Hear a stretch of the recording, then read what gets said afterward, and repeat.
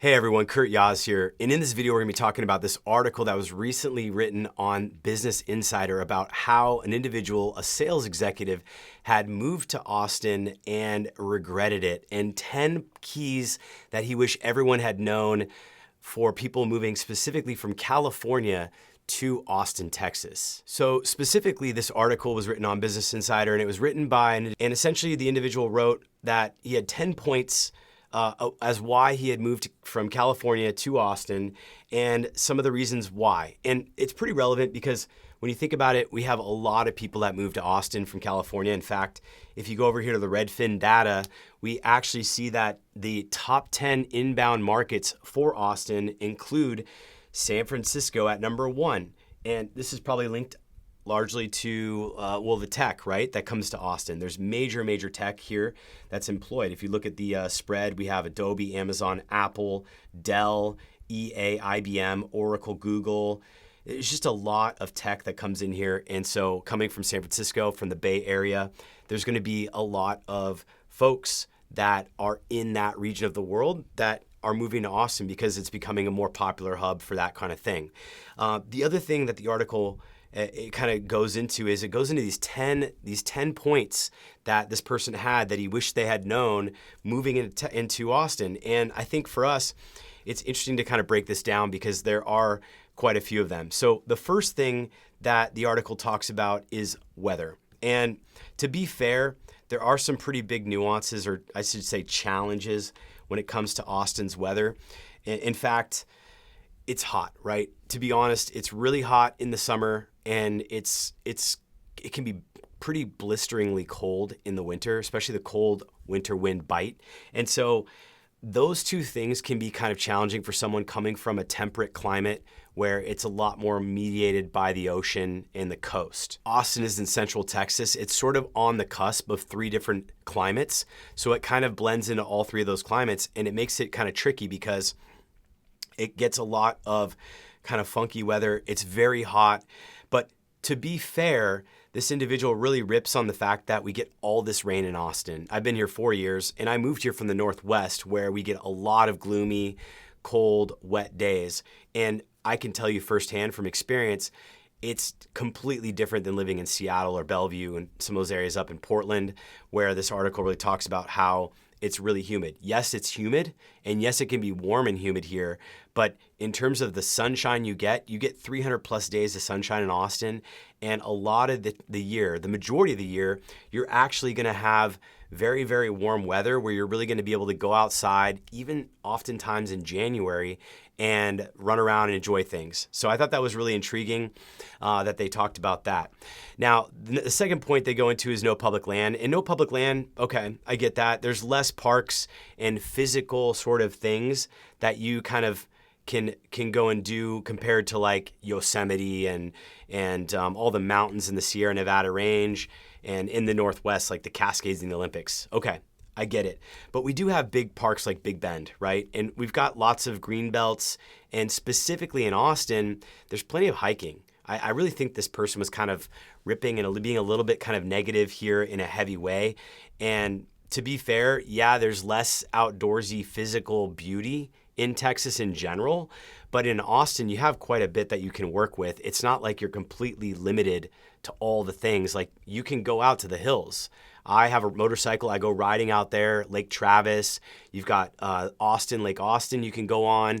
And then you've got hills all through that area. So it is very green. It's very lush. Now, they kind of tone into this idea that there's this idea of dishonesty and lack of integrity in Texas and Yelp. And I kind of preach the idea or believe in the idea of a self-fulfilling prophecy, right? So if you're a person who just believes that people are that way, well, you're going to seek that out, and that's really what you're going to get. So yeah, obviously you have this premise that you believe people are dishonest. You're looking for that in your world, in your reality. That's going to be a common theme for you, and you're going to identify that situation.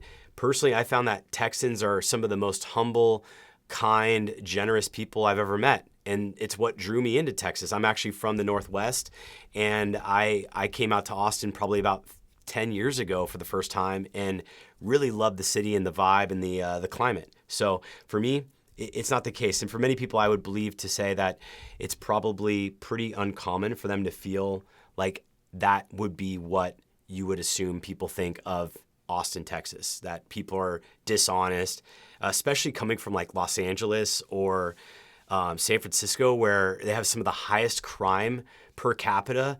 When you talk about integrity and honesty, I was in San Francisco 3-4 months ago with my girlfriend, and at the time, we got our car broken into in like literally like a 6-hour window of parking it on the street. So to tell me that that there's like a lack of integrity and stuff like that, I guess there's differences between that and property rights and value. And I think that kind of blends into integrity. So it's always a personal preference thing.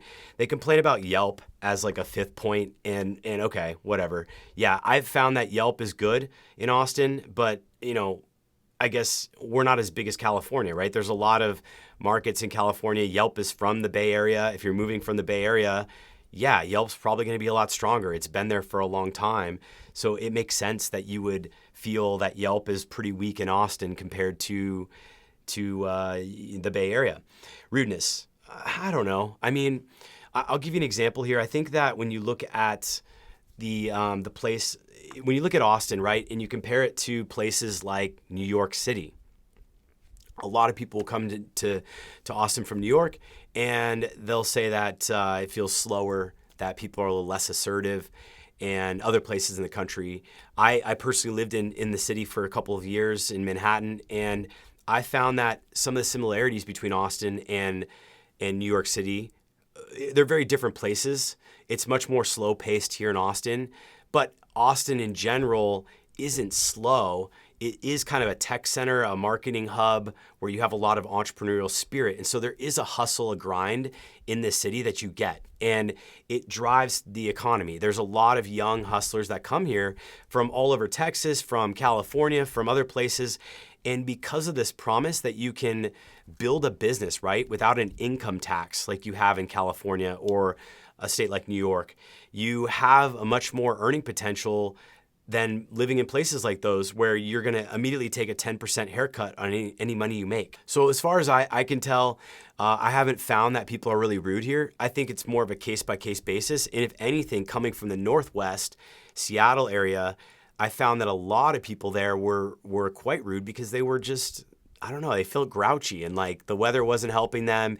Here it's sunny, people are young, they're entrepreneurial. You've got happy families. I don't know. My experience is not that at all, but there is perspective there. And I wasn't someone who moved out here with a family. I didn't have children going to school. I don't have kids. And so it might be a little bit different. They talk about in the article how it's not a conservative utopia. And I think what they're getting at here is basically the idea that Austin isn't necessarily this conservative place of Texas. And that's true. If you go to Austin, generally speaking, you're going to get a much more relaxed vibe and a much more sort of liberal vibe from people. I think because of the colleges, wherever you go to places where there's a heavy concentration of liberal arts, of schools, higher education, you tend to get a lot more of that sort of left-leaning sort of bias and policy and mentality amongst people.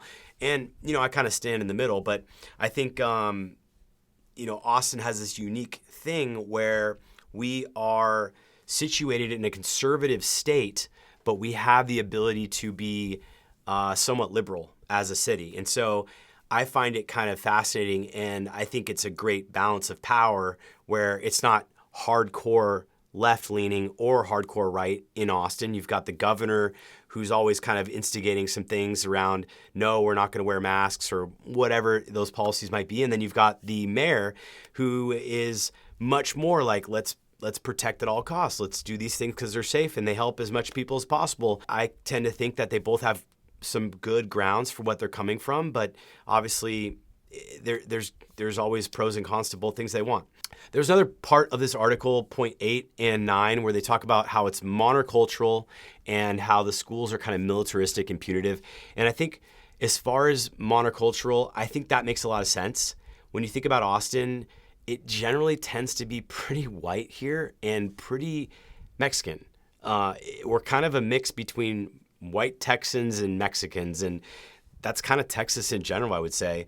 Yes, there are some Asians and other people from other parts of the world, but you just don't get a whole lot of that mix that you saw on the West Coast, or in even more so in places like New York. It's just we're further away from things. We're kind of middle of America, and Texas in general has been just kind of a little bit more of an American kind of blend of Mexico and America. All right, so the article goes on to talk about allergies, and allergies are pretty big and they're major, right? So if you are someone who is dealing with allergies, if that affects you, I would say 100% consider places outside of Austin if you're thinking about moving to Austin and allergies really affect you. Because when you look at this list here of cities, top cities with the highest sort of issues amongst allergies, this doesn't put Austin on the map here, but this whole region here in central Texas down this corridor to McAllen